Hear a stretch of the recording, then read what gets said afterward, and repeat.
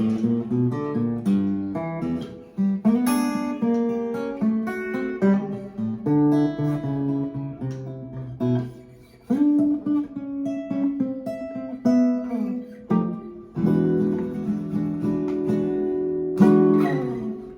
it's blues time, and I wanted to show you some blues turnarounds in the key of E. These are really handy, so if you're into acoustic blues, or any kind of blues for that matter, specifically acoustic today because I'm playing this one. And so I wanted to show you, sort of break down some blues turnarounds for you. So the first one I'm going to show you is the one I think I just played a little bit of. So the easiest way to explain this for me is, a D7th chord, you probably do. Looks like that. Triangle, isn't it? So if you got the second finger on the second fret, first finger on the first fret of the B, second finger on the second fret of the G, sorry. First finger on the first fret of the B, and third finger on the second fret of the high E string. So that's the shape. So if you go up 3 frets, okay, so up to here, that's an E7th form. Okay, so you're going to walk this down what we call chromatically, which means you walk it 1 fret at a time or 1 space at a time, and like this in slow motion.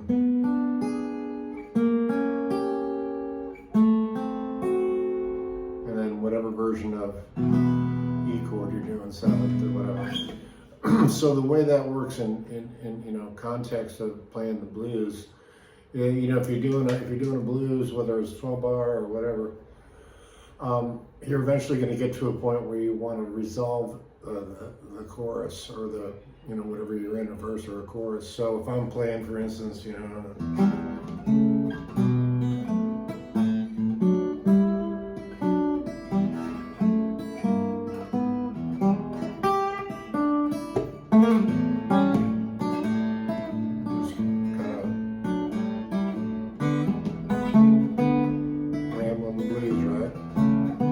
eventually get your 5 chord, your A. Now you want to do a turnaround.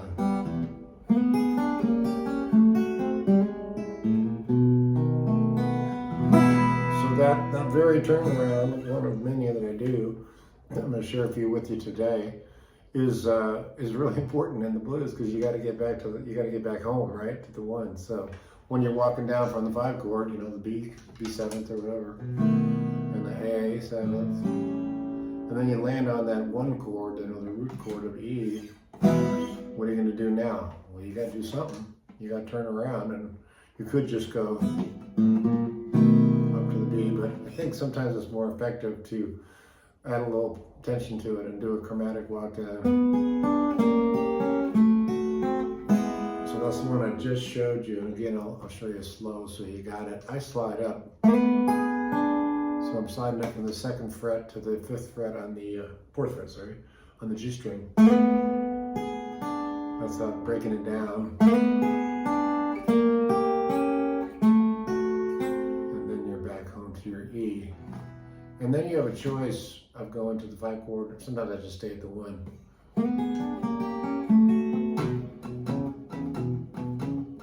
Or you could go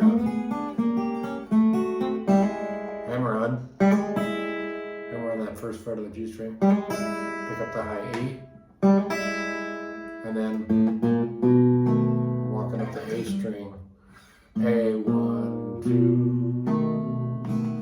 to the B7th chord, land on it, and you're back home. Okay, so there's one. I'm going to show you a few today, and then in fact I might do a 2-part series on this one, not to drag it on too long, but there's only so much I can get in each lesson. But the second one I'm going to show you is a simpler version of what I just showed you, even simpler, even easier. For some of you who knows, that could be a challenge. So if it is, how about a simpler version would be, I'm going to reform my pattern with my fingers. I'm going to use my 3rd finger on the 4th fret of the G string. And then I'm going to tuck my 2nd finger on the 3rd fret of the B string and walk it down. So now you're only You can do that this way too if you want. Whatever's comfortable for you. I'm leading with the third finger. All I'm doing is just third finger here on the fourth fret of the G string, and then second finger tucks right under it on the third fret of the B. And just walk it down. Or you can even make it simpler, right? Just use two strings. That's your choice. Or you can include the E string. Hammer on that G though. First fret, G string. That's always effective. So let me do it in slow motion. And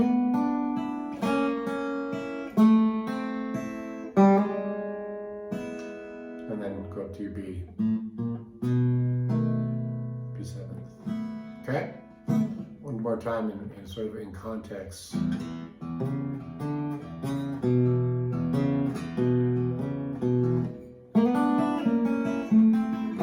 here's the first one. Here's a new one.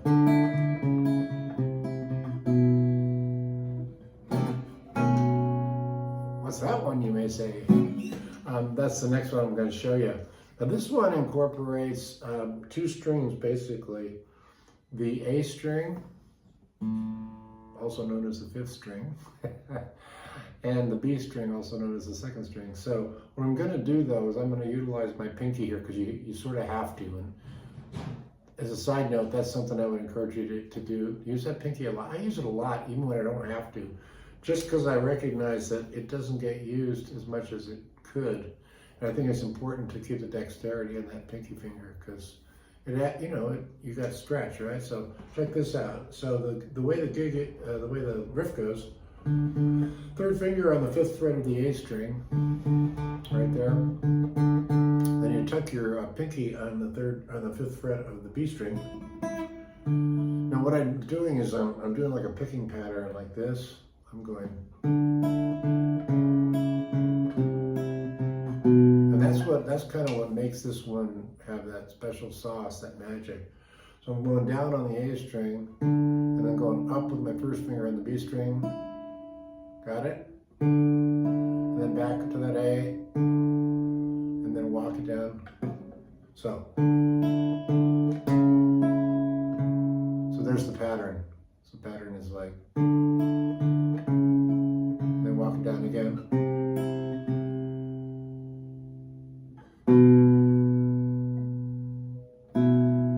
Could do that, or just hit that B note, second fret of the A string. So again, slow motion.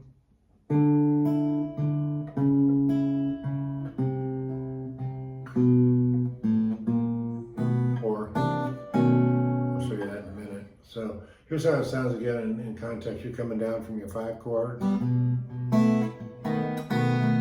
And then come down hard on that E.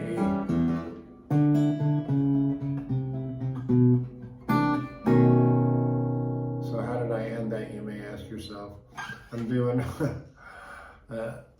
basically a C9 chord to a B9. That's kind of the James Brown chord, remember that? So again, you're coming down from the 5 chord, which is the B, and straight up blues, and the A, and then come down on that E. Sorry. And then go from a C to a B9. It's a choice, or, but I wanted to give you a secondary lick there to add. Okay, that's another one that you can check out and use. And where are we time-wise? Let me check it out here. Oh, we're good. Okay, I think I'm going to leave it right there for this lesson because I wanted to recap what I just showed you. So the very first one I did was, remember I told you it was like a D7th form, and you just move it up 3 to an E7th. That's the best, that's the way I look at it anyway. It's a good sound. Hammer on if you want. And then either throw the B any way you want. Okay? That's what wraps it up. So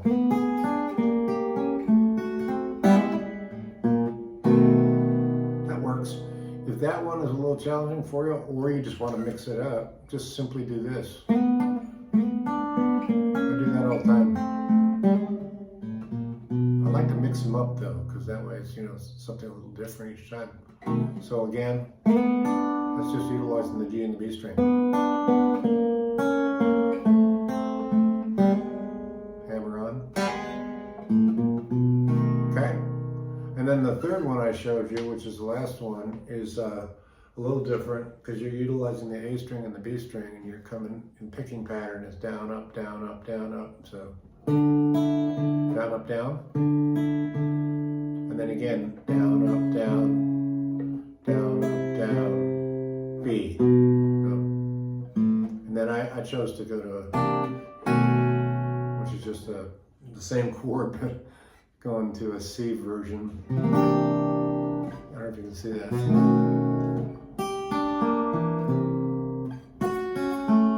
I'm not going to spell that out for you, but you can see it. If you know a ninth chord, you might not know if you play the blues, because it happens.